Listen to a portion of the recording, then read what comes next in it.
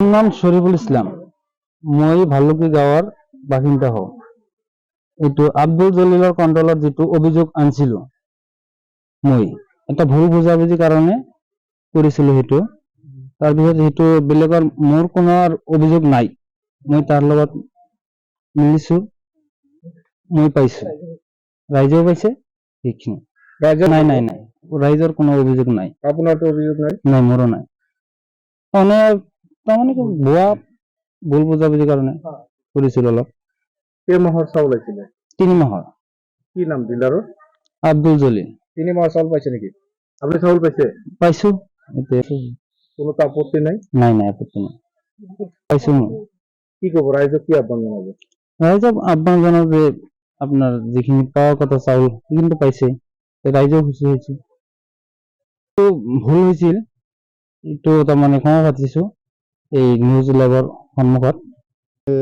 প্ৰথমে আপোনালোকক ধন্যবাদ জনাইছোঁ।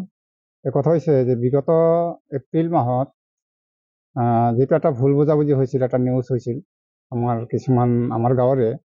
তেওঁলোক কম বয়সৰ ল'ৰাটো, গতিকে ই ভাবি তেওঁলোকে নিউজটো কৰিছিল। কিন্তু নিউজটো আমি জানো যে নিউজটো সম্পূৰ্ণ ভিত্তিহীন। কাৰণ আমি জানো যে আজি যিমান বছৰ ধৰি আব্দুল জলিলে ডিলাৰখন চলাই আছে, তেওঁ কেতিয়াও এনেকুৱা ভুল কৰা নাই, গতিকে আজিও নকৰে। গতিকে এই যোৱা এপ্ৰিল মাহৰ যিটো নিউজটো কমপ্লিটলি ভিত্তিহীন বুলি আমি জানো।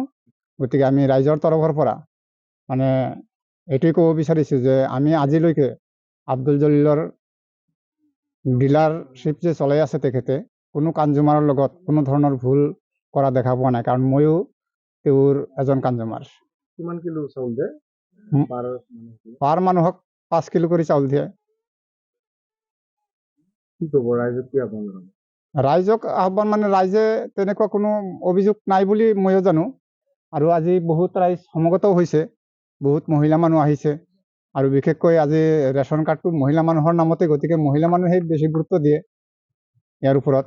আৰু আমাৰ যিসকল মহিলা আহিছে, এওঁলোকেও যদি আপোনালোকে ইচ্ছা কৰে এওঁলোকৰ পৰাও স্পষ্টীকৰণ ল'ব পাৰে যে চাউল এওঁলোকে সদায় মানে চাউল বুলি নহয়, আগতে যে চাউলতকৈ বেলেগ মালো আছিল, কেৰাচিন আছিল, সকলো বস্তু আমি সুকলমে সদায় পাই আছোঁ আৰু এইবুলিও পাইছোঁ।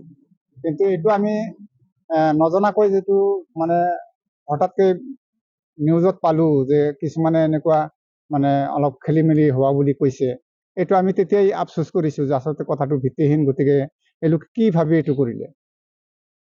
হয়তো আমাৰ কিছুমান ৰাইজৰ সন্দেহ হৈছে যে সমাজত এনেকুৱা কিছুমান মানুহ থাকে যে মানুহৰ ভাল দেখিব নোৱাৰে।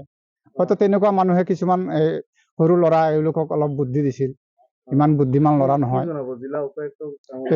এই লাইভৰ যোগেদি মই জিলা উপায়ুক্ত মহোদয়ক মানে এইটোৱে জনাব বিচাৰিছোঁ যে যোৱা এপ্ৰিল মাহৰ নিউজটোৰ ওপৰত যাতে তেখেতে কোনো ধৰণৰ অভিযোগ নলয় আৰু আব্দুল জলিলৰ ওপৰত যাতে ইয়াৰ কোনো ব্যৱস্থা গ্ৰহণ নকৰে।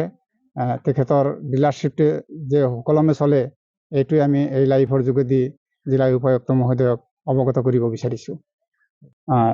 তাৰোপৰি যিজনে অভিযোগ কৰিছিল তেখেতেও অলপ আগতে এই লাইভৰ যোগেদি ক্ষমাও বিচাৰিছে, তেখেতে ভুল কৰা বুলি ক্ষমাও বিচাৰিছে। গতিকে আমিও ৰাইজে তেখেতক ক্ষমা কৰিয়ে দিছোঁ, যাতে সৰু ল'ৰা, কম বয়সৰ ল'ৰা, গতিকে এনেকুৱা ভুল যাতে ভৱিষ্যতে আৰু নকৰে তাৰ কাৰণে আমি তেওঁক মানে আহ্বান ৰাখিছোঁ আৰু তেওঁক মানে এটা আশীৰ্বাদ দিছোঁ যে তেওঁ যাতে এনেকুৱা ভুল নকৰি আগলৈকে ভাল কাম কৰিব পাৰে। যিকোনো খবৰৰ বাবে যোগাযোগ কৰক 7099017330 লগতে 7099017110 নম্বৰত।